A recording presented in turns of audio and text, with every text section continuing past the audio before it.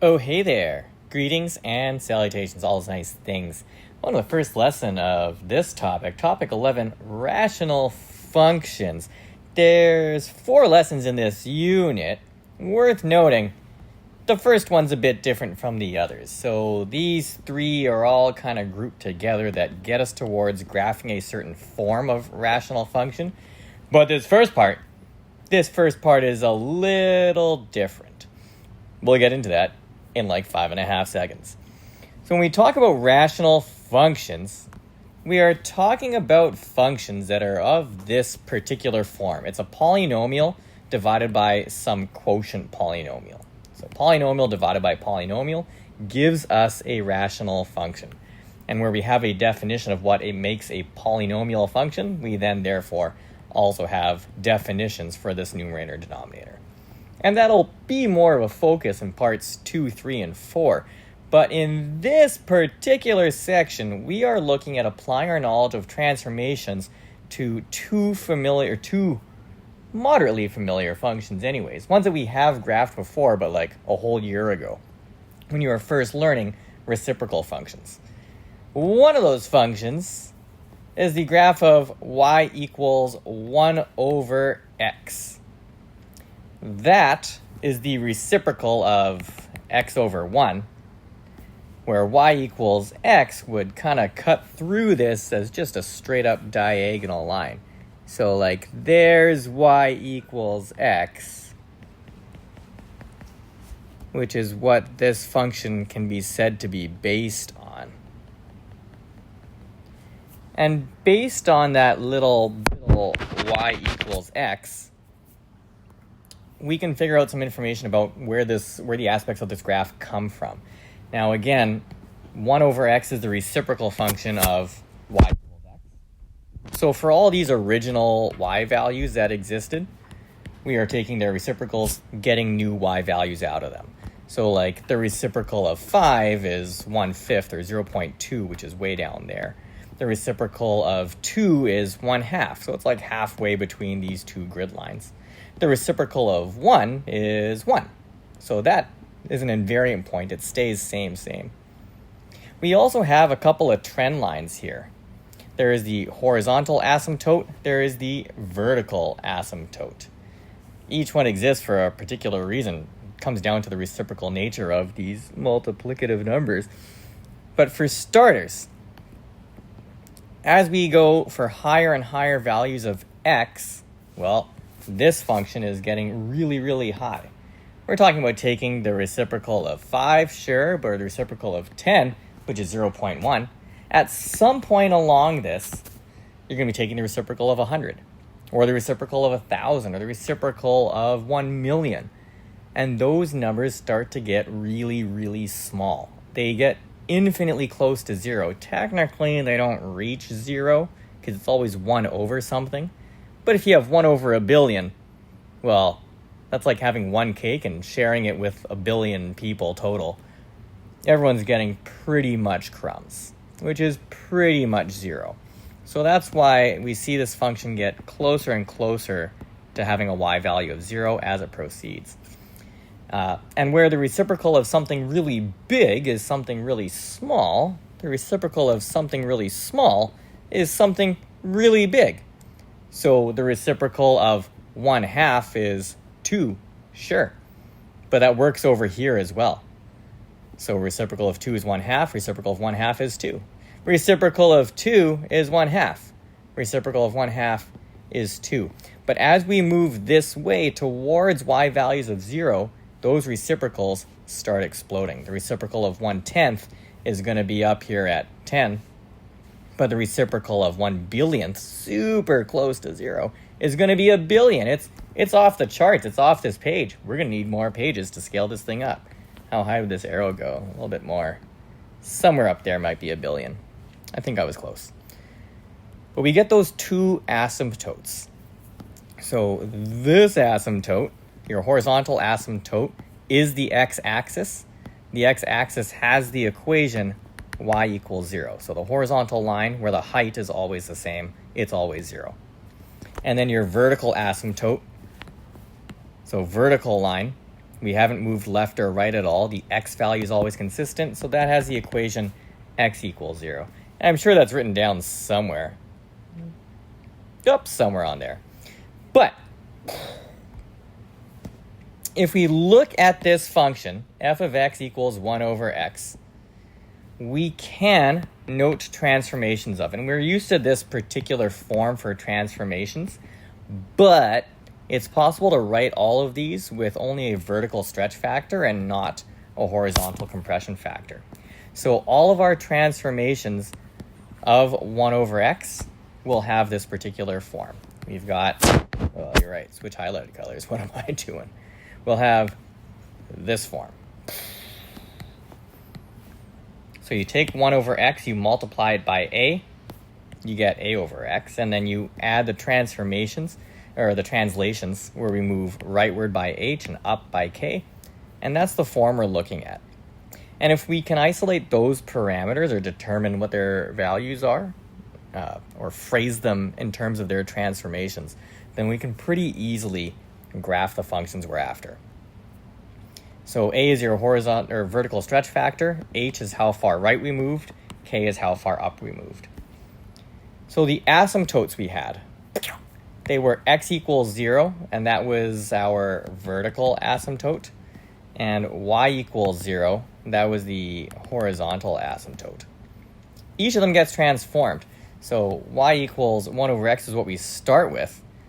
We multiply by a, we multiply by that vertical stretch factor. That affects all of our y values. So x equals 0, well, it doesn't get affected, so it stays as x equals 0. Y equals 0, well, I guess that gets affected. We take this y value, we multiply by a, 0 times a is, well, that's still 0, so that was uneventful. But then we have our second round of transformations. We shift right by h, we shift up by k, which means that we're adding h to this x value. 0 plus h is h. And similarly, we're adding k to this y value. 0 plus k is k. So the vertical stretch factor has no impact on our asymptotes, only the translations do. And whatever those values are, they are our asymptotes. So if we're graphing a transformation of 1 over x, we're going to need these asymptotes. We have to draw them in there as dotted lines. But the two key points we want to plot would be wherever those things go. So these are points on the graph of y equals 1 over x, because 1 over negative 1 is negative 1, and 1 over positive 1 is positive 1. We transform them, same. So starting with y equals 1 over x, these are the points that are on it. If we apply the vertical stretch factor, we multiply all the y values by a, well, x would stay the same, and then 1 times a is a, negative 1 times a, it'd be negative a. Okay.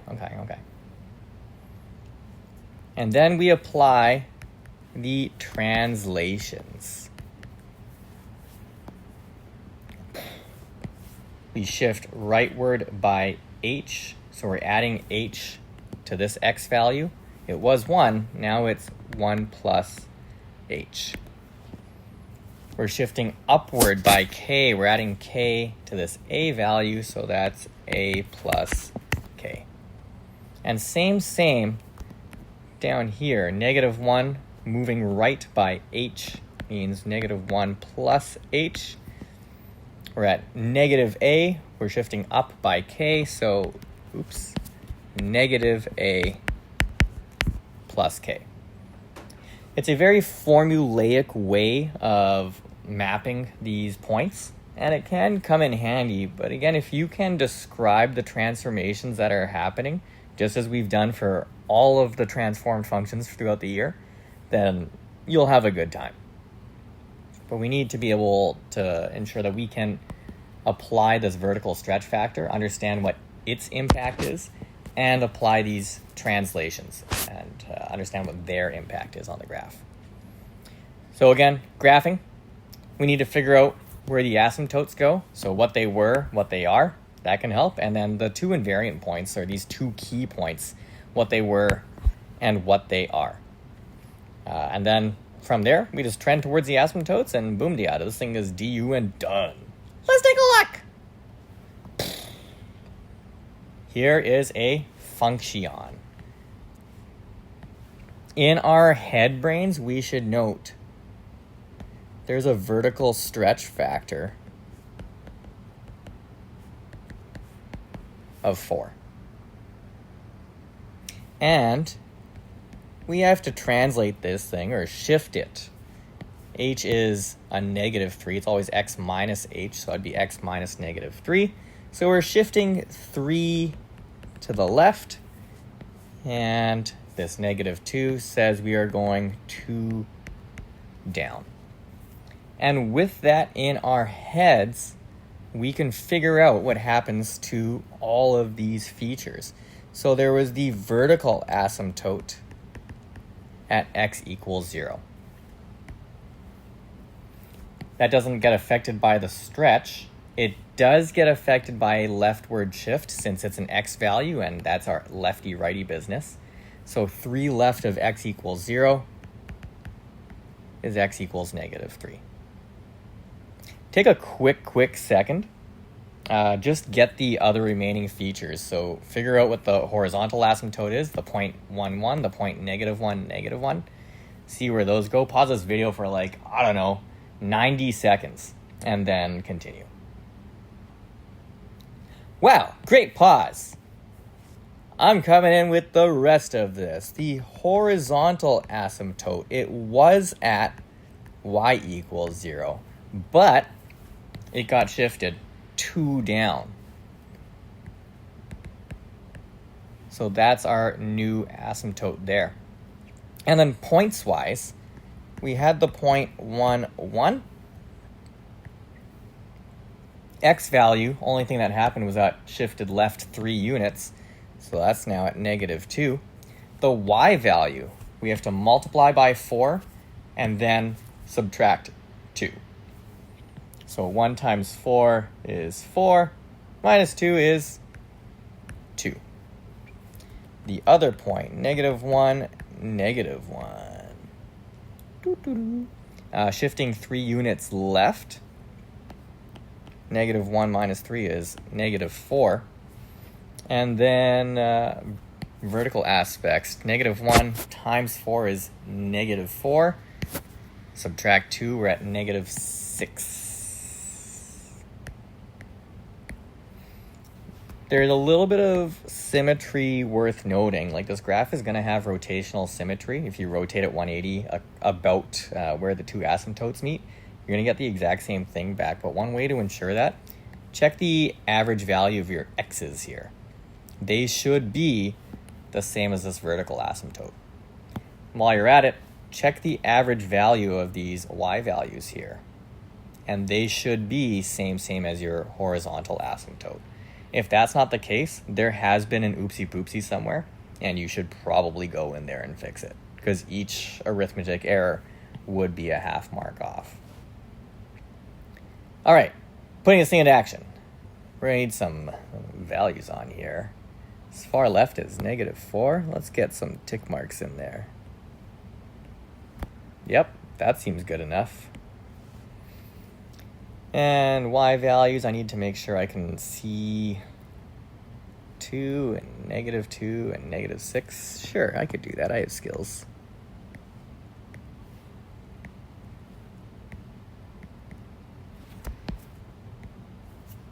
So I'm making all of my y-axis grid lines, or tick marks represent 2.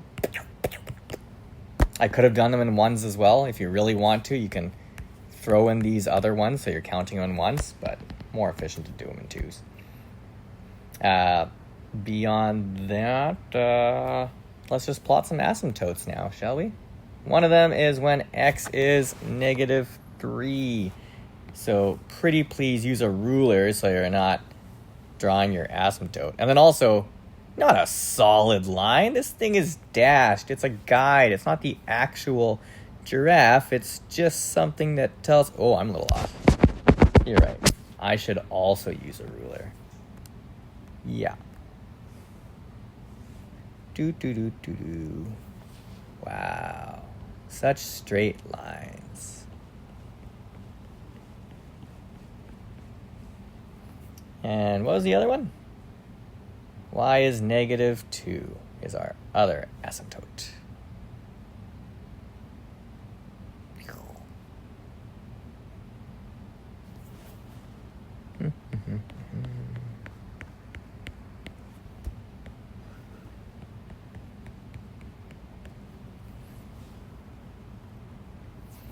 So there's our asymptotes in there. We should put some arrows on the ends of them. The points. -2, 2 is over here. And the other one was like -4 or -6 or something. It was like down here. So there's those points. We have put in all the features we need to put in here. All that would be left would be to draw the curve. Now, worth remembering what the shape of it is. So in general, cha-cha, that's kind of what it looks like. So we should see that semblance over in our graph. So same. I'm going to pretty much go cha-cha, except I'm just going to do it better. This first cha-cha. That's actually pretty decent. Let's just make sure it actually trends towards each of these asymptotes.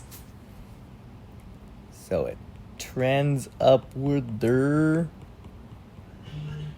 Well, that's probably not a point on it, but doesn't matter. We got our key point in there. And the other one in here is somewhere. So again, it's also going to do its little cha. It's not bad, but I'll do it like I care about it. And so should you. Don't have to go all the way to the bottom of that graph, nor do you have to go all the way to the very left of what we're plotting here. But we do need to show the asymptotic behavior. Good stuff overall. Obviously, we're going to avoid communication errors. More likely on the provincial, they've labeled your X and Y axes, but if not, fill them in. Of course, we are showing that these trends that we've established continue forever, so let's not forget those arrowheads at the ends of our curve. And one thing just worth noting before I fill in the last one of these arrowheads, just be cautious of what this end looks like for all of them. It's cool if you always keep going closer and closer and closer to the asymptote. That's great. You don't want to go right on top of the asymptote and clearly directly follow it. That would be bad. Nor do you want to curl away from it at all. So where you see it's a little wider at the end than it was at some other point, no. You're getting yourself an E10 communication error. You want to avoid that. So don't let it widen after it narrows. It should narrow and then never get wider again. So this one is done. Take a solid 3 minutes and 45 seconds to tackle the next example. I'm going to put some answers on the answer screen eventually, but pause the video, time it out, and then resume and go. Hi, welcome back. Great to see you. No, I don't see you. It's great for you to hear me. I am amazing. Don't forget. Let's get some info in here. Horizontal asymptote would be at y equals 3. The vertical asymptote would be at x equals 1. And if we're talking about points, let's see, we added 1 to our x values.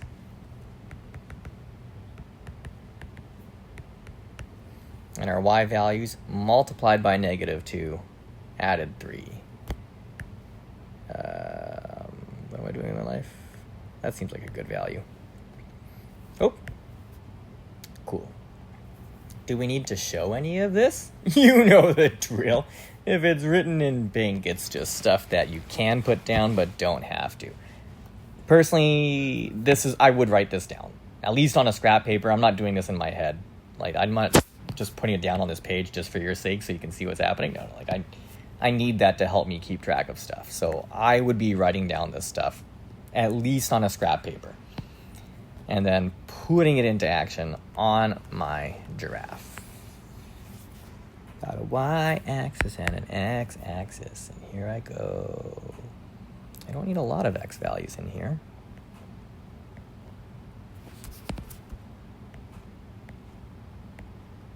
That's probably more than I needed. And y values went up to 5. Sure.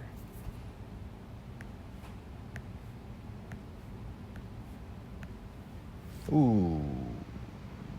Like, okay, this probably isn't getting you marks off on a provincial, but it's just like, some of these are wider than others. I can do better. If you have a ruler with you, which I strongly recommend, just use that to make sure your tick marks are actually evenly spaced apart. More tick marks than I need there, but we're good. Let's plot what I need to plot. Oh, you're right. I will pull out my trusty ruler here. Y equals 3. There's an asymptote.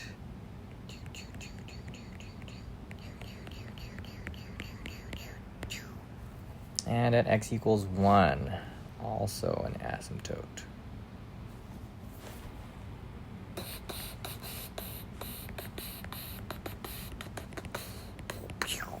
Boop. Goodbye, ruler.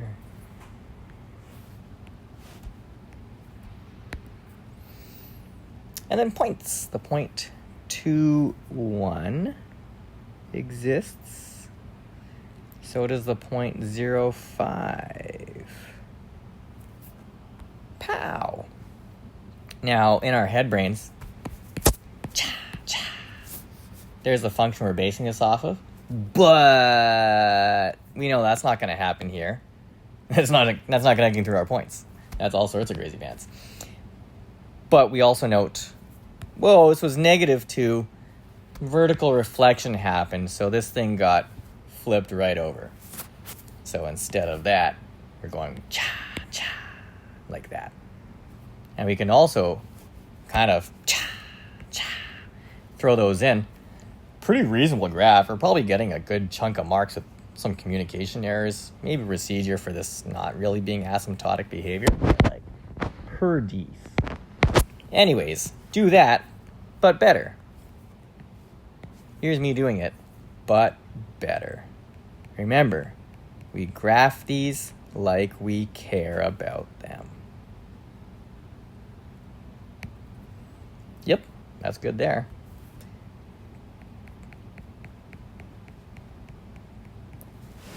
I know the sketchy lines can seem like they take more time, but they do ensure you get better accuracy. So, 10 out of 10 would recommend. Of course, we do always remember to put the scale in, and I can say that this is 3 and this is 1. If you want, though, if you don't want to write in the scale there at all, or in fact, if you don't want tick marks at all, everything still needs to be reasonably spaced, but you then just need to make sure you label all the asymptotes and all the points that are key. So you could go this way instead. Say that's the point 2, 1, and up here's the point 0, 5. And then you don't have to label any of your tick marks at all. Personally, like, that's not my vibe. So I go with tick mark labels. And then that one is DUN, done. So that would be transformations of 1 over x. The other function we're going to transform is 1 over x squared. So this is 1 over x squared. If you want, you can think of what the OG parabola looked like. Like there was the point 0, 0, the point 1, 1. When x is 2, x squared is 4. When x is 3, x squared is 9. So we get a whole bunch of points up that way. So we go up to 15? So that's kind of where we're terminating. Honestly, I would not draw this doodly-doo in your notes, but if you want to see it, here it is. So that's what this is based off of. So that would be y equals x squared. This looks kind of like taking our 1 over x, taking this one chunk and then flipping it up, mirror, vertically. Pow, there it is. It's not quite same, and you can check it out in Desmos if you want. You're right, I could check this out in Desmos if I want. So here's y equals 1 over x. If we want to flip that left side up, we can just take the absolute value of that. Y equals absolute value of 1 over x. So there's that function. And if you want to compare to 1 over x squared, there's your difference. So there's a bit of a change in the steepness of it because of how quickly x squared rises over time as compared to x itself. So that affects its reciprocals. You're not going to really notice that in terms of how we have to make these graphs for provincial purposes, but it is just worth being aware of. But back to business. Here's what we are dealing with. There's similarities here. For example, where's my pointer? We still have these two asymptotes. Because ends are still exploding upwards to infinity, their reciprocals are getting real close to 0. And also, since we have a point where y is 0, we still have a vertical asymptote where we're taking the reciprocal of that y value. Because as we get really close to y values of 0, their reciprocals explode. The key difference here is that everything is positive, because x squared is never negative. So similarly, 1 over x squared, which is this graph, that is always positive. And so we get this kind of, I don't want to really call it a volcano, because I don't know if volcanoes tend like more of this kind of shape, right? I don't know enough about volcanoes. Don't take my word for that. But I'm going to call it a volcano shape anyways. Something that sprouts upward. Pachow! It sprouts upward, and that's the shape we need to have when we graph. Invariant points, well, there's the point 1, 1 and the point negative 1, 1. They have the same positive y value here. Both positive 1. It's just the x values. One was at positive 1, one is at negative 1. Because if we're talking about y equals 1 over x squared, well, 1 over 1 squared is 1 over 1, which is 1. And over here, 1 over negative 1 squared, negative 1 being squared, is also 1. So that's why you get these same values there. In terms of our graphing process, we just need to make sure we plot the asymptotes and we figure out where the key points go. I actually dare you a little bit to just see what you can do with this. Give it a look-see. You can describe the transformations if you want in some written words. And if you want, put into action, try graphing. This bottom one looks a little different. What? That's not something that we're used to. This is like x minus 3 squared. We see the exponent there. There's an x term. I don't know what's going on. But see what you can do. I double dog dare you to give it a try. Talk to the people around you. Pause this video for a solid 7 mins. And then resume. Hi, welcome back. I'm about to put some stuff here. Maybe some words. Nah. You'll hear the words in the audio. Or if the captioning on this video is accurate, you'll hear them there. But then sometimes I use random strange words like googly-doo, and I don't know how the caption picks up on that. In any case, I have a vertical asymptote, and that's at x equals 3. I have a horizontal asymptote at y equals -4. The point 1, 1 got transformed. Moving it 3 right got me that x value, and same with the point -1, 1. Moving it right 3 units got me that x value. And my y values, multiplying by 4, then subtracting 4. And these are going to be the same, don't forget. So I don't have to do this process twice. This times 4 is 4. Subtract 4, that's 0. And it's going to be the same for the other one. It was the same y value beforehand, so the transformations are going to affect them the same way. In I go.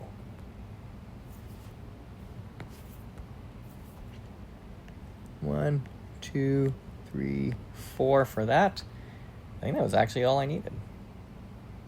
My asymptote, x at 3. So I'll get that in there. Oh, my y, my horizontal asymptote. I need that one in there too. Let's get some tick marks for that, am I right? Oh, well, this could be spaced way better.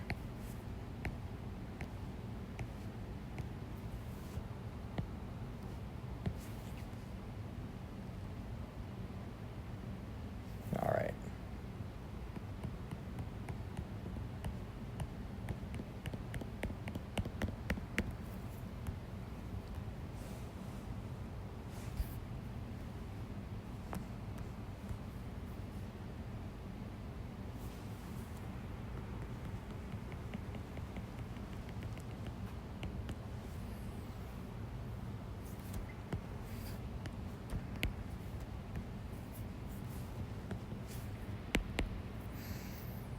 I have the point 4,0, I have the point 2,0. And recalling the shape, look at that crazy volcano. That's what I'm putting over here. So I'm gonna go except I need to actually go through my points, and I need to just tend towards that asymptote. So doing it better, doing it almost as if I care about it, but I do.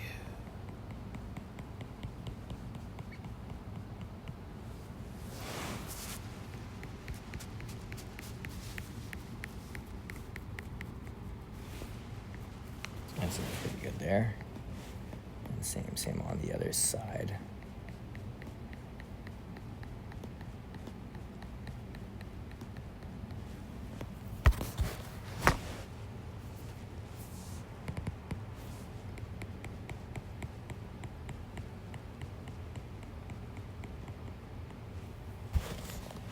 That one is done. It's not perfect, but it is reasonable for the expectations of the provincial. I don't know if this y-intercept's accurate, but it doesn't need to be for what you need for this graph. Again, just the 2 key points and the asymptotes. This one was strange. Did I label my axes? I did. But we could note that this is, on the bottom, x plus 2 squared. And then that gives us a sense of what our transformations actually are. So our vertical asymptote, x is -2. Our horizontal asymptote, y equals +1. Oops. And then our points.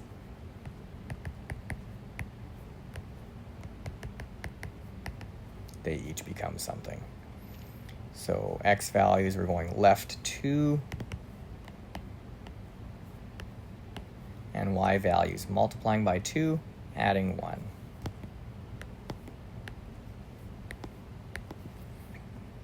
that's what we are going to graph.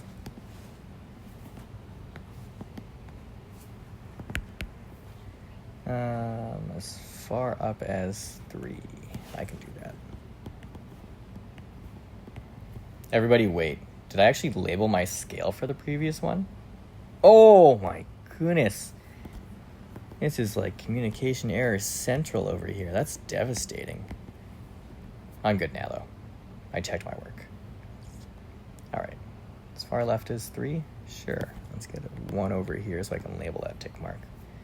And as far down as, or as far up for y values as 3 as well. Awesome, awesome. Oop, do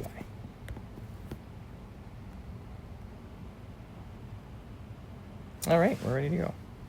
Trusty ruler, don't let me down. Oh wait. 1 is the asymptote. Okay.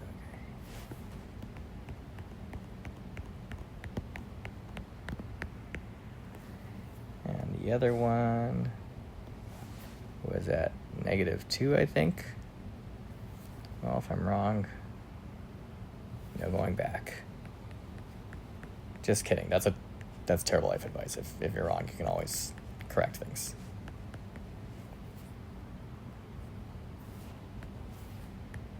So I've got my asymptotes in there. And then points. -1, 3. There. And -3, 3 is there. I'm going to draw my volcano. But again, like I care about it. So, using my sketchy lines.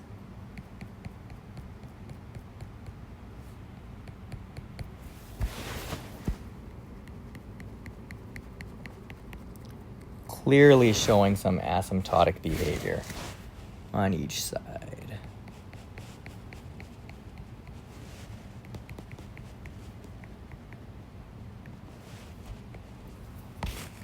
And I just need to label the Y scale. There we go.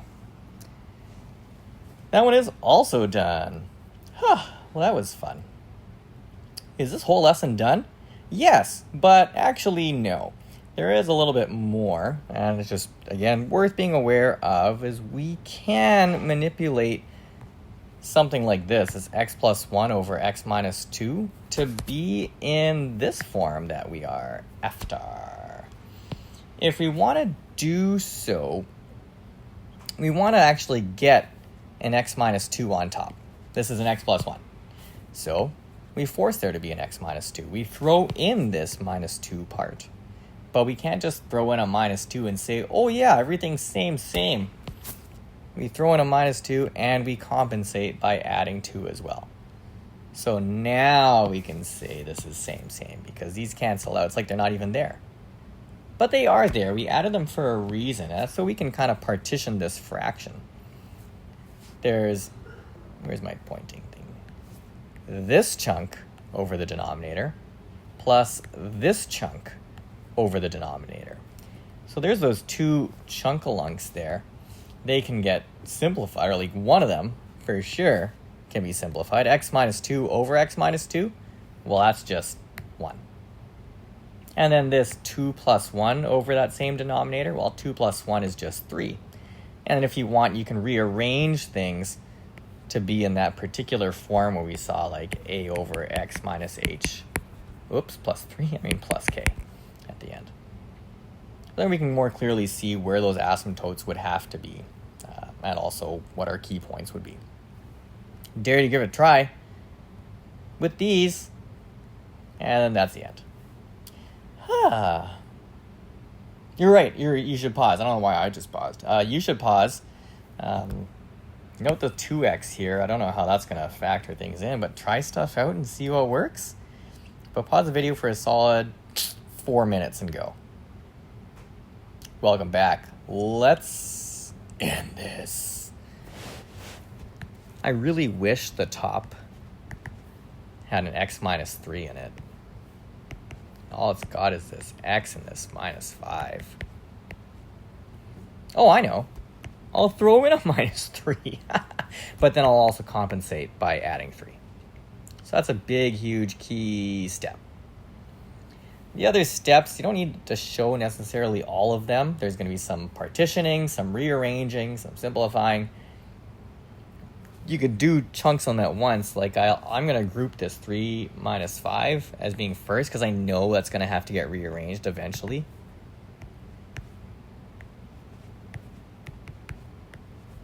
And then we've also got this x minus 3 over x minus 3.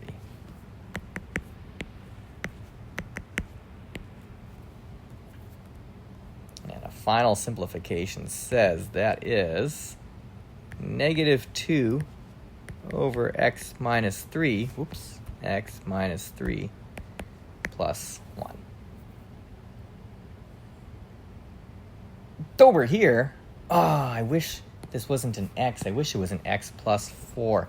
So a couple ways to address this. What you don't want to do is say 2x plus 4 minus 4 plus 3.